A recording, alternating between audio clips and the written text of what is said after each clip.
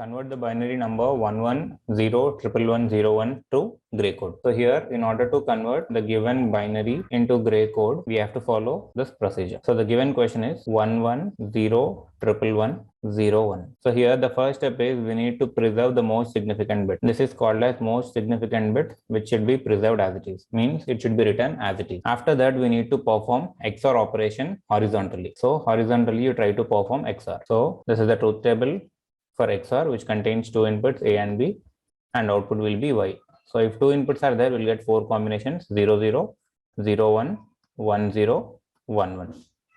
Next, for XOR gate, if inputs are same, output will be 0, or else it will be 1.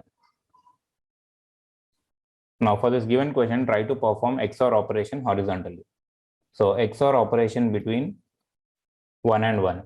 So for 1 and 1, it is 0.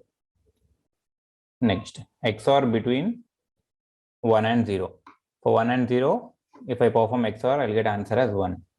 Next, XOR operation between 0 and 1. For 0 and 1, it is 1. Next, XOR between 1 and 1. For 1 and 1, it is 0. Next, XOR between 1 and 1.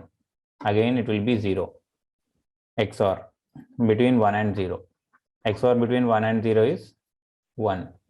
Next, XOR between 0 and 1. So for 0 and 1, it is 1. So this is the given binary, and this is the code that I've generated. Means I've converted binary into gray code. So simply preserve the most significant bit as it is, and after that perform XOR operation horizontally.